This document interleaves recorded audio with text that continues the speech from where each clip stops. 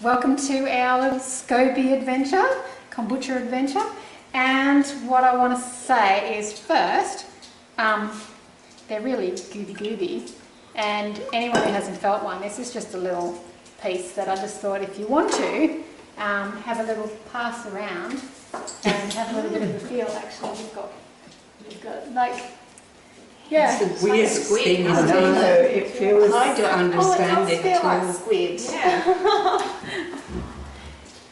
And yeah, basically it's called a SCOBY because a SCOBY is a symbiotic culture. Yes, one. Yeah. A symbiotic culture of bacteria and yeast. SCOBY. Okay. Right? That makes sense now. And it's alive. So we're done with that now, so we'll just pop that down there. It's alive, and so, you know, like some people think they're like pets, and like even my bestie, she calls her Scooby-Doo. Hey Scooby-Doo. That's so funny. Yeah, and pretty much what it feeds on and lives on is air and sugar, because it's like a fermentation process, and so it produces a little bit of alcohol, just by the way, very low grade, but if depending on how your brew was, you know, like just bear that in mind. And yeah, so air, water, and the sugar and tea the green loose leaf tea, and the water where you brew it up into a tea. You don't have to do green tea, you can do lots of other things, but I do the green, it's my preference. And they grow babies. So at the end of each cycle, you have it growing extra, and then you can peel those off and you can give them to friends, or you can like do other things with them, or you can put them in the compost, or you can keep them as a spare in case you need a spare, which I can go into. Or you can feed your dog. Yeah, the dogs love them, but you dehydrate them first. Right, okay. And then they become dog snacks. And you can also dehydrate them, and I've seen that there's all sorts of recipes for savoury and sweet snacks that you can like marinate them and then dehydrate them and all this sort of stuff. And I've never tried that because I don't have a dehydrator. Big question mark. Some people just This like is the actual SCOBY you're talking about. This is the excess one. Like right. You've got every time, you know that how I had that whole pile yes, of them? yeah. These are all spares from one. They all started from one. And what happened was, normally I would throw them in the compost, and I just had this feeling like, no, I'm going to start keeping them. I didn't know why. And then next thing you know, you should have a party. Yeah. So that's why I had all those spares. So, yeah. So, and the other thing with it too is what's fabulous, if you go and buy one of these, you pay $30, and yet you can just, and if any of you have a situation where yours goes belly up, if you've all got some, you'll all have spares, and you can just back each other up with those, which is great. Gotta love community. Yes. Yeah. Okay, so the other thing about it is it's guilt-free because it has got sugar in it, but the sugar is fermented, so it transforms it in a way that my naturopath says you can be off sugar and not have, like, be banned from sugar and still drink this, and it's like actually good. It's fabulous for your gut health. So guilt-free because it's lovely, and it can be lovely and sweet, but absolutely guilt-free, absolutely healthy. And it is very cheap, very versatile. Like I mentioned also about when you buy the SCOBY, it's $30. But when you buy a little bottle of kombucha in the shops, ready-made kombucha, it's about $5 or $6. And to make 3 litres, you need 1 cup of sugar and $7.95. 2 spoons. Wow, $7.95. Yeah. Wow. Expensive. Yeah. All you need is 1 cup of sugar, 2 dessert spoons or tablespoons of the tea for 3 litres, and then you can double that and double. Like, it's ridiculous.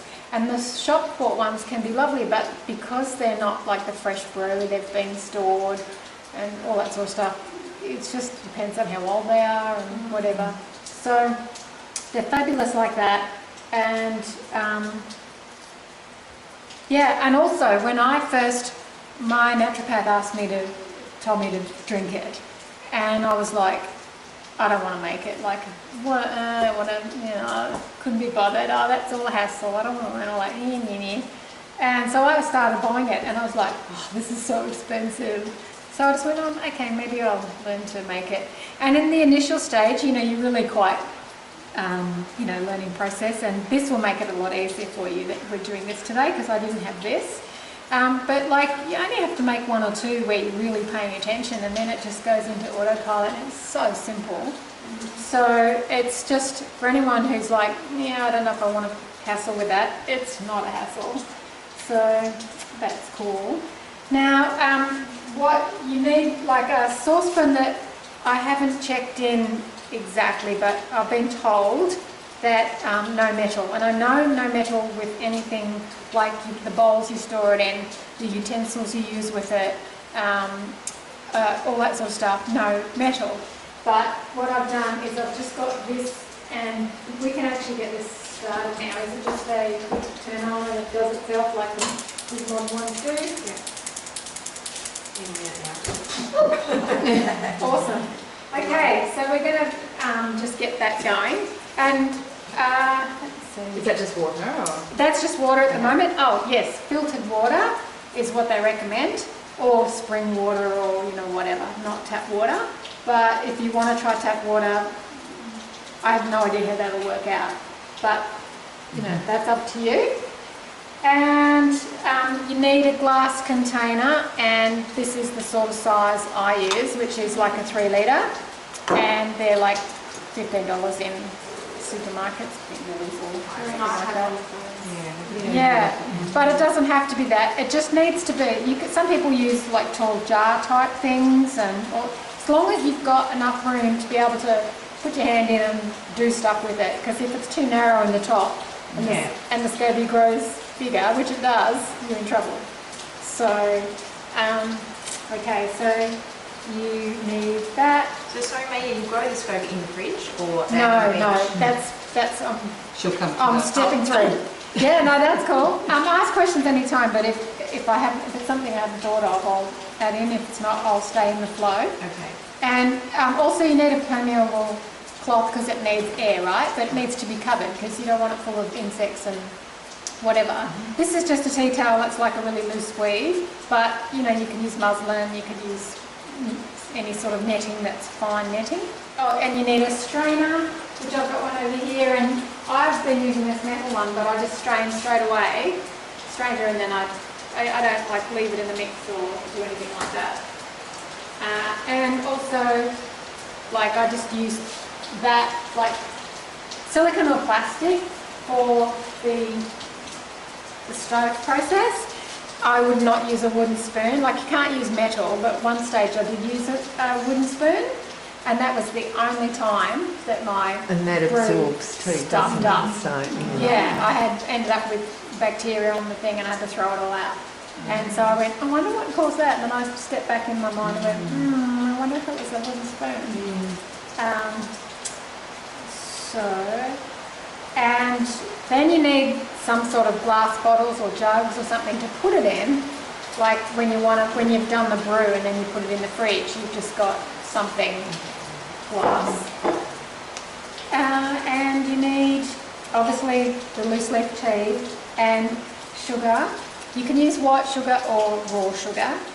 I use raw sugar. I've read on the internet that there's all sorts of things that people have tried, like Rapadura and different like comments, and people have tried all sorts of, as long as it's sugary and sweet that it can feed off. I haven't tried any of those, but if you do want to try anything else, I'd suggest that you grow a SCOBY, put it in a little separate spot, that's your backup, and then try with a new SCOBY, so that if you don't like it, you can just toss and go back to your original. And if you experiment, if you have one SCOBY that you're going to experiment with, just like, for example, if you wanted to try black tea, you would just go like half black and half green for one brew and then go to the full black. But I went half both just to try it and I didn't like the taste. So I went, well, there's probably a good chance I won't even like the black tea, so I'll just skip back to the green.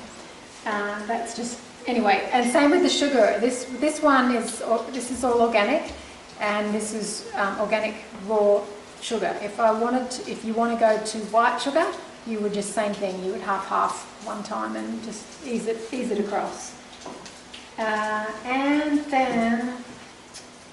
then the critical thing you need, obviously, is the SCOBY itself and this, what they call the starter fluid, which is this fluid that here, which is a combination of what it is. This is what we're brewing here is going to be the brew that we make, but because that takes a while to cool, I made some up before I came. So it's like, this is one I prepared earlier, and so this is it's just the straight green tea brew, which is the green tea, sugar and water straight off the stove. So it's got no kombucha in it. So this is, just say when this is finished brewing, that you put it into one of these, or like whatever you've got. I'll put that over there because I'm going to go back to the Okay, so what I've got juggling here, I'm going to see how I go. That's the brew we're making up. This is the brew that like prepared earlier. And this is actually the brew that I've been brewing for like normally 5 days, this one's 6 days. I've taken a bit of the fluid out because I've already started that process. Normally I have it up higher. This is what it looks like after you've brewed it. And so if you can see, it's quite, like... Interesting. Yay! So what you would do when the time comes that you've brewed and cooled this liquid, all you do is you just take a cupful out of the, well, that's not quite a cup, that's probably half a cup, so I'll do that. Oh, okay. And that's your new brew that's ready to go, right? So this is going to become your brew that I leave here, your first brew, even though you've got that spare, right? So then, and also the critical thing is just wash your hands, and don't handle any of the stuff, like especially the SCOBY. Like if you even touch something or whatever, just wash your hands again. And these taps are really great because you don't have to use that. So what I would do is I would grab this SCOBY, and now what you can see with this, see how it's got, it grows another one underneath? Yeah. So what you can, and the bottom one, see how it's really brown and stuff, and the top one's not? That brown older one is actually my preference. I would be peeling the ones off the top and throwing them out or giving them away. So what you do is you just pop that brew at room temperature over the other. But what I would probably do with this, I'd put a little bit of the other. You can keep them, a couple of times or more. You can keep them going if you want to. But once they get thicker than probably a couple of centimetres, they end up getting too hungry and they kind of eat too much of the stuff. So I would probably do that. Meanwhile, so that one there is ready to cover, and we'll come back to this one in a second, but that one would be ready to cover and put away. Can we turn this down a little bit? Like that's just normal, normal.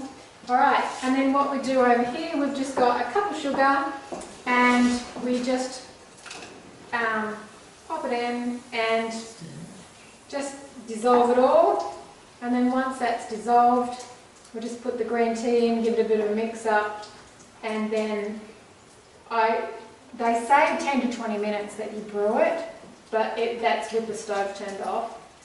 I just usually go 15, but if I hear the bell and it's like, oh yeah, I'm busy for another 5, no biggie, whatever works. So I just give that a little bit of stir. And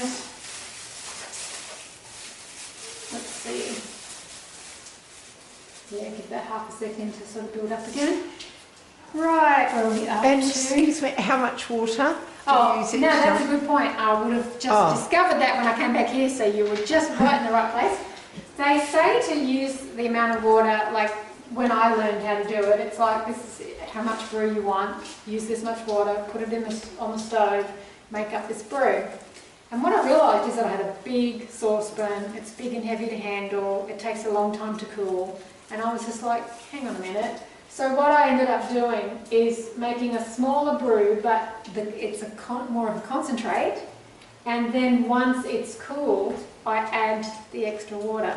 And it works fine that way, and it's easier to handle, it's quicker to cool, and as well as that, if you're really into health and well-being to the point where when you heat water, you take out all the benefits of the minerals and the stuff that's in the water. So once I've cooled this and I add the water's, because it's at room temperature, I put the other water in, and that water preserves the minerals. So with this boiling, I'll just pop this. So is it about 2 cups of water in total, or 3 cups? Well, Does it matter? Well, no, it doesn't matter because it's just a what you concentrate, and want you're going to to, top it yeah. up to what you want. Yeah. But essentially, Looks at all 750. well, Yeah. it wouldn't matter. It wouldn't matter. It's just I just throw it in, going yeah, about that. So how much Half green a tea do you pot. put in? Two tablespoons. tablespoons of green tea.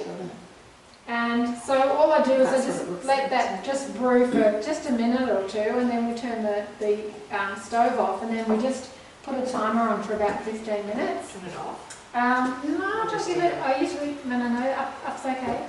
Yeah, I usually just like to get it a little bubbling, like you're brewing a tea. So we just need to watch that for a minute.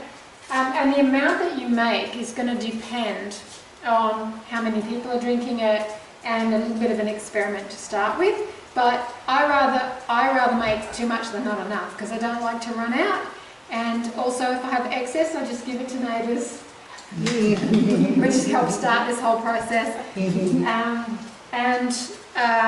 And also, it's so cheap to make anyway. And also, that's another thing, it is medicinal, and they recommend, I've read different things, but they recommend 1 to 2 glasses a day. And I do about 2 glasses a day, but I've heard that some people drink lots of it. They sort of drink it like soft drink, and they have heaps of it, and I'm like, wow. So now you've got a timer on here. Do you want a timer? Yeah, or whatever. Yep. 15 minutes. Okay. So that's just going to sit there and do its brewing thing. So this is all a bit out of order, because what happens is you have this first brew that I showed you, which was covered and sitting in a nice little spot for 5-6 days, or sometimes it can be longer. In colder climates, it can be 10 days, 12 days. It's temperature dependent. But here in southeast Queensland, so far, over the last 12 months that I've been, or more than 12 months, making it, it's been about 5 days. But also, you brew it longer or shorter depending on what your preference is, because the shorter the brew time, the sweeter it is, the longer it goes, the more vinegary it gets. Right. So it's personal preference, and you can do little taste tests as you go. And what I ended up doing was, I used to taste test at day 4, and then at day 5, and then it got to the point where it was just like, it's just day 5. I didn't even bother taste testing anymore. And you can also start to get, there's a smell, and you start to smell it and go, it's ready. You just get familiar with that anyway. When we did it from this one, where I had it for 5 days, opened the thing, took the little cupful, put it in there and moved that across. If you didn't have that one from 5 days ago, but you had it in your jar, like you've come home from your little kombucha party day and you've got it there, you make up the fresh brew, put it in there, and you wait till it cools, room temperature, and once it's room temperature, then you just, because that fluid in there is your starter fluid. It's come from this starter fluid. So you put the SCOBY and the starter fluid in on that as if you were just swapping it from your previous brew that you don't have. The whole lot. Well, you could do, or like some of you have got 2 of them, Mm-hmm. so you just need one. But I'll get onto the other one in a little bit because you have to maintain the as you know, you have to maintain the other one. This is drinkable. Okay. Now, so what we do now is, this is you can drink it as the green tea that it is, like straight like that. You don't have to put anything with it. Or you can do a second brew. In terms of where to put it, when you've got your brew and you've got it ready to go, like this one, you need to find a spot not in direct sunlight, and then you find a spot where it's kind of out of your way, where you're not going to be kind of trying to move it or bump it or whatever, and where it's a bit of airflow is ideal, but mine doesn't get a lot of airflow and it's fine. And just the ideal scenario is not to disturb it too much. So you find yourself a spot. Pantry. Awesome. And so, yeah, and what I do, you can do all sorts of things, but one thing that can be a risk and that I've discovered the hard way is that I used to peg these in a certain way, and if the cloth sometimes droops and it hits the SCOBY, what it does is it wicks it, and then you come back and you've got all this kombucha all over your bench. You're going, what's going on? And it's all wet and sloppy and so forth. So sometimes I just put like a plastic or silicone or something, like a utensil that's wider that just sits on there like that. Then I put it over and then peg it. But what I found even with that, sometimes if you bump one, it can sort of, the end drops in and, you know. So what I ended up doing in the finish is just, and it's up to the individual, it's what you like, but I just basically just tie little, just got to see, even there's a little bit dodgy. And yeah, tie both sides, and then you've got, that's your brew, and that can be tucked away, and then I just put a little note in my calendar to check it in 4 or 5 days. At the end, I'll just, if I remember to, I'll just whip through it again because I'm sort of jumping around because I've got the different processes going. The ideal thing would be, I'll show you this process and then let's just, you know, socialise for however long it takes to cool down. But the other thing you can do, sometimes I speed it up by putting it in the fridge, like once that brew gets strained into here. Oh, and the other thing too is when it gets strained into here and then it's sitting there, you put a tea towel on it and you let it cool. I used to put like the extra water in to get it to the level I wanted and let it cool like that. But then I realised about the water I mentioned, and also it cools down more quickly. The hotter it is, the quicker it cools. So that's a physics thing. So what I sometimes do when I'm in a hurry, like usually I'll make this brew up in the morning and then just leave it in this thing and just let it come back to it a few hours. Come back to it a few hours later. But if I'm in a hurry or I've sort of didn't get to it for most of the day and I want to get it done before the end of the day, whatever, I actually get the brew and I pop it in the fridge, but I put a timer on and I check it. It's about half an hour, works really well. But if you don't want it to go too cold, because then you've got to get it back to room temperature before you can put the SCOBY in. But that has worked for me to sort of speed it up. And I just go back to the fridge and check every now and then if it's sort of room temperature. And you definitely don't want it to be warm because, you know, that's like everything I read was like, no, you just don't do that. Yeah, the other thing too to mention is that when you've got the brew and you're checking, is it okay, is it not, especially when you're first starting out and going, oh, you know, the one thing that you're trying to avoid with all this hand washing and all this, you know, being careful, is not to get any bacteria in it, because if you do, it's like if you get even the slightest little bit of bacteria on, you have to throw the whole thing out. Even if you're tempted to go, oh look, I'll just pull that top layer off and I'll kind of use the one underneath, whatever. It's just like, no, throw it all out. And it will show up, like you'll start getting these little like spots that are clearly bacteria. But you can get other things that look like they're a bit off or a bit strange, but you're not sure. But there's plenty of pictures online of when it's good, when it's not. And actually there was someone who I showed them how to make it, and they went home and they made it, and then we spoke on the phone. I said, how did your brew go? I said, oh, it had all bubbles in it, so I threw it out. And I went, no, bubbles is fine. Bubbles is absolutely fine. Oh, okay. You know, so, and by the way, depending on how you brew it, how much sugar you put in, all this sort of stuff, it can be more bubbly, less bubbly. It's not like one is better than the other. It's just like preferences, and depends on how you brew it. From a health point of view, they're all fine. These ones, as you can see, it's like a little bit, it's just got a little bit of a fizz, but not a lot. And then when you store it in the fridge, it depends on how you store it. But I usually go airtight in the fridge, but if you do get them quite bubbly, you might want to decide, like if you've got that sealed and you've got the fluid up to here and it's bubbly, well, you know, it's physics, right?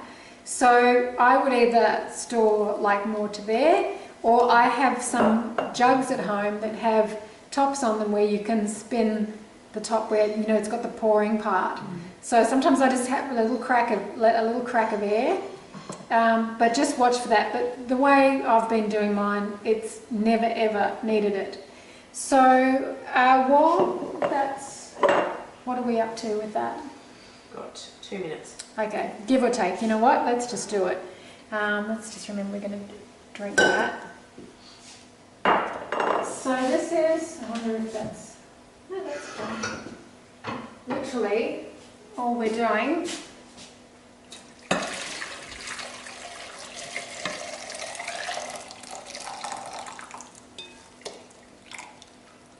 and there's your first part of your brew. So that goes back over there. And all I do is I cover that and then we can put a timer on, and maybe even a phone timer, to give it like half an hour. Yep. Now what this is brew that I did last week, that I did a second brew, and I'm just going to share with you. So I'm just going to recap. You have your jar, you take it home, you do your brew on the stove, you put your sugar in, you put your green tea in, just let it sit for 15, and you strain it into your glass container, and then you let that cool. And then once it's cool, and you get this SCOBY and the starter fluid, and you make it all like the way we just made that one, and then you set it aside for 4 days, 5 days, 6 days, depending on the weather and your preferences. And then when you're done with that process, you bring it back, or you actually do a fresh brew of this, and you let that cool. And then you've got your fresh, cool brew, and then you've got the brew from 5 days ago. And that's what I did before, where I just took some of the starter fluid out of the one with the SCOBY in it, put it in the other, make sure that's all mixed up. Then, you know, good washed hands, you grab the SCOBY, you pop it across. If it's got excess that you don't want, you peel some off and you can put that aside to give away or whatever. And once that's done, you then have the fresh brew. You've got the one that the fresh brew you've just made, and you put that in the pantry or whatever, and make a note for checking it 4 or 5 days. Then the brew that you took the SCOBY out of is the brew that's been going for 5 days or whatever, and I just put it in here, but normally it would have been in the glass bowl. And when you've got it like this, you can drink it like this straight, or you can make a second brew. If you want to keep a spare for yourself, you just have the jar, for example, and what I would do, if this was what I had from, like, this has all got the fresh brew in it right now, and then what happened when I had it at your place is that once 4 or 5 days is up, it's eaten it's used up the sugar, and then it gets more vinegary and more vinegary and more vinegary, and it will still survive a certain length of time, but you've got to feed it. The other thing too is this has got a lid sealed on it, which you wouldn't normally do. Yeah. So what you do, you could either just pop the lid off every day, make sure it's just get fresh oxygen, put the lid back on, or what I would do is just put a little bit of cloth, and so it's breathing. You can take the little the plastic thing off those. Yeah, great. Yeah. That's great to Yeah. know. So once that's, like if you want to keep a spare, you basically, all you do is I would pour out after 5 days when I'm making the other brew, I would pour out about half this fluid and then I would top it up with the, you know when you make this The mixture tea. Yeah. and then you put the starter fluid in from the, you know, the fresh starter fluid from the one that is the main one that you're making. I put it in with the fresh brew, and then with that fresh brew before, like, you know, you're going to put the SCOBY onto that and then put it in the pantry or whatever, I would take a cup of that out and put it into this one. And that becomes like it's getting its feed for the next 5 days. Yay. So you couldn't keep it for, you know, say you went on holiday for a month Oh or yes, or now more. yes, good point. It was on my list, but that's great. So it needs feeding every 5 days. Well, put it this way, there's different ways you can do it. That's optimal. And that's why when I went away for 2.5, 3 weeks, I got Brenda to babysit my little SCOBY hotel, which was this one all stacked up, which you saw when you came in. And essentially that's optimal. If that's not possible, and also when I gave all this to Brenda to mind, I also still had one at home. Because I just thought I need a backup in case something goes wrong. In case I make a mess. I didn't want to have Brenda have that much pressure. Like if she dropped the whole thing and smashed it, you know, and it's all gone. And that's why I said to Brenda at the time, I said, don't stress, even if you drop it and smash it, it doesn't matter because I've got another one at home. It's not a disaster. So, so I did a brew at home, and if I'm going away for 3 weeks, like I was, what I do is I make an extra strong brew from the point of view of the sugar. I put a lot extra sugar in, and it's going to eat the sugar more, but it's still going to go vinegary, but I'm trying to give it enough to sort of go the distance. And so I just put the cover on it, put it in the corner, and when I come home it's really vinegary, but you can then make a fresh brew. The only thing I've found is that when I do that, it takes probably 1 or 2 brews for it to really come back good. But you can put it in the fridge, and what happens, it's alive. It hibernates, and when you bring it out, it's not as optimal, and it takes a little while to recover. But yes, if I was going to go away for 6 weeks, I would put one in the fridge. I'd make an extra strong brew, and I would probably put an aerated top on it, like something, you know, like, well, actually just something, and put it in the fridge and just cross fingers. I've even been told that you can freeze them. So if I was going away for 6 months, I might freeze it and take my chances. But I haven't looked into that. You could probably do a little bit of Google searching. And also, by the way, like, you know how I was just tearing them off from the SCOBY Hotel and whatever? You can tear them in half, you can do all sorts of things. And they see how they were in here, so they were that size. If you take it home and you put it in a big wide thing, it's going to be something in the middle, and you go, well, it's kind of a bit lost.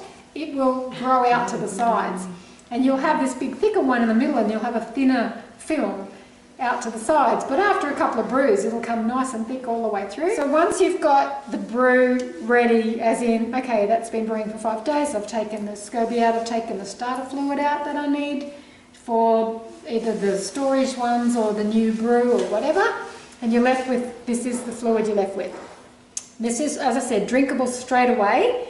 And what we're going to do is we're going to drink some of this straight away, but remembering this is not as optimal as I would like it.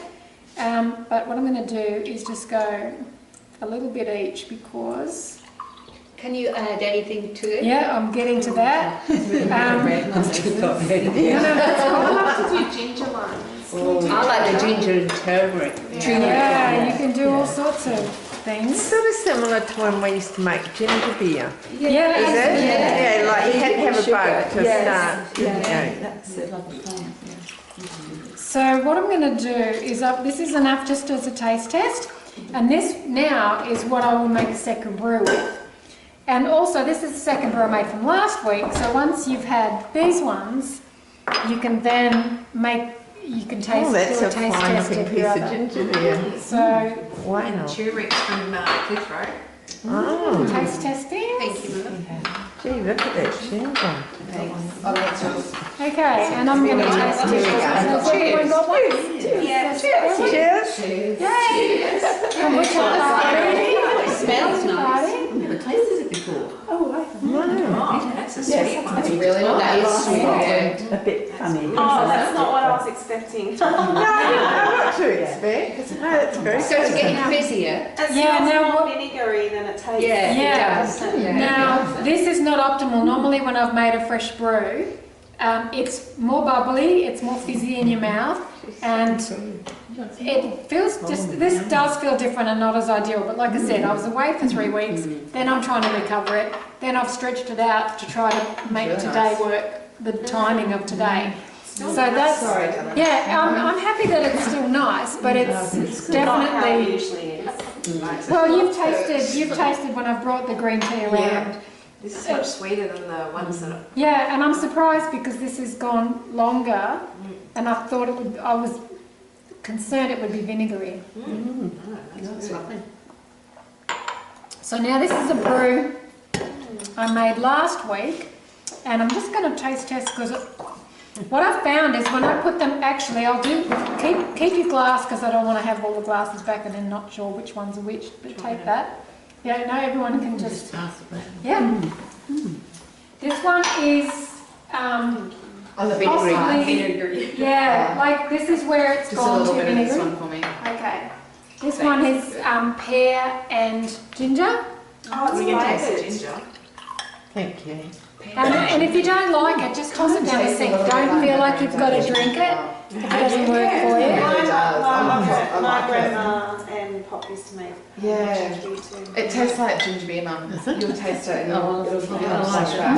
Oh, that's Oh, nice. do you want to Totally something with it. No. It's nice. Yeah. That's fine. Don't you think? Oh, yes. Very Yeah. lovely. Oh, Yeah, it's Yes. smart. All right. So I love let me vinegar. test. Yeah. Yeah. I like the first one better. Yeah. Okay. Normally this would be sweeter, but some people like it with that more vinegary sort of Yeah, I thing. like So it. And I like the sweets colder. Yeah. And it must be healthy for you with the vinegar. Kind of does the cleansing. Washes you out. Whereas the sweet one. So Healthy. So basically what I would do, like, because once I've made the, if I'm just going to have straight green tea, and sometimes I just do that, I just get it, put it in the bottles, put it in the fridge, and it's just there and I drink it each day. If I'm going to do a second brew, often I'll do 2 variations, but you can actually do as many as you want. Like if you make up a brew and you want to try different things, you might just get 4 little ones and then you just split it into each one and then you can try different flavours, and that way you can try a lot more flavours much more quickly than waiting for the next 5 days and 5 days. But what I can also sometimes do is I'll put one in the fridge, which is just the straight green tea, and I go, right, green tea, and I might put a little rubber band along the top and I seem to remember which one it is. If it's the same, I have to know what the rubber You can band is for. yeah, well you I'd can have to have a go, label. you can go by the taste as well, and also depending on what you put in it, it can be different colours anyway, or it can have fruit in it, so then you know. So I would put one green tea one in the fridge, and then with the rest, and don't forget there'd be a lot more because that was like a 3 litre container. So this is just the remnants because I've been using it for the starter fluid for all the scobies you take at home, and also for taste testing. So this, can you imagine, you just imagine like this is a whole full container. So what I would do then is make up the whatever brew. Now there's all sorts of things, I've read all sorts of things, I've tried quite a few things. Ginger and turmeric is a really good one, and ginger, just straight ginger is a really good one. What, just grating it? Yeah, what I would do, if I was making equivalent for, these bottles are I think $7.50, but if I was doing a litre bottle like this, I would probably, and by the way, when you're doing a second brew, I prefer the jugs. I've got some jugs that are tall and thin, but like, so they fit in the door of the fridge, which is great, but with the mouth about that big, which is really good for all the second brews, especially when you're putting fruit and stuff. But if I was doing a 1 litre container like that, I would probably do about half of that as a ginger brew, But I've got friends that they can take it really full on and they just think, oh, heaps of ginger in, and it knocks me off my feet, but some people love that. And if I was doing ginger and turmeric, I'd probably put about that much and that much, but it's all gets to be personal choice. And you can do all sorts of different, I've heard of citrus ones like, lemon, lime. I've done sage leaves, which is really interesting. Also, like any fruits, what I find great in mango season is that, when you scrape all the mango off the seed and there's still a bit of mango on the seed, and it's like, especially when it's really yummy and really expensive. That's a way. You suck. Well, you can do that, or you can throw it in your mix. Yeah.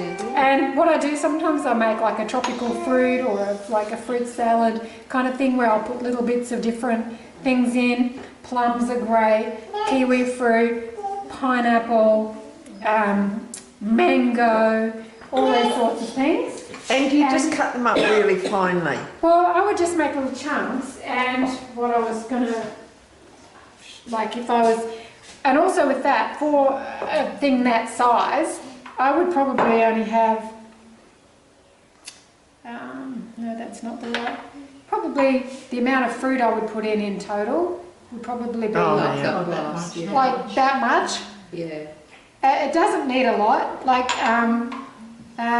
my bestie loves, her favourite one is strawberry, and she says she puts 3 or 4 strawberries in. So the equivalent of that, kiwi fruit I quite like, the ginger and pear I really like, and so you put your mixture in, and then once you've put it in, oh, by the way, there's another thing I really like, so I brought that to show you as well, and that's the one I think we're going to make. When you've put it in the fridge, when you're doing the second brew and you put the fruit or the whatever else you're using, then you actually just put a cover on that, like a tea towel again, and you keep that out of the fridge for another night. So it's just having another night to brew. And once it's had that night, the next day, you can put it in the fridge as it is with the fruit in it, or you can strain the fruit out and put it in the fridge. Totally cool. And then you've got your brew, that's your fruit brew or your ginger brew or your ginger and turmeric brew. The things I would say too is anytime you're drinking it, they say that you can strain it or you can drink it. Like I brought this one to show you how when the bottle over time in the fridge and whatever, it can build up more, it can still, so they say it's actually quite healthy to drink it, but it doesn't necessarily feel really good. But one time, when you do fruit ones, what I've noticed that it can end up with a clear, gluggy kind of surface thing with the fruit. And so because I had read, oh, you can drink that stuff, it's okay. And I went, oh, well, I'll try it. So this gluggy, clear stuff, I went to try to swallow that down, and I would warn everybody, don't do it. Seriously. It like glugged in my throat and it was closing off my airway. Like I was like trying to swallow it down going, okay, I could be choking here, this is not funny. And it was like that gluggy when you've got a cold and you can't clear the glug. And it was just sort of gluggy and sticky, and I was trying to drink it down, and I was trying, well, what do I do? Drink it down, cough it up, and it was really gluggy, and it actually scared me. So I just went, note to self, don't do that again. Note to others, don't try this at home. So I'm just letting you know, but this brown stuff is different. That's Right. But anyway, you learn That's the what hard you get way. in the bottom of cider and apple vinegar. You get that. Yeah. So that's all healthy. You can drink it or you can strain it. The other thing too I've noticed is that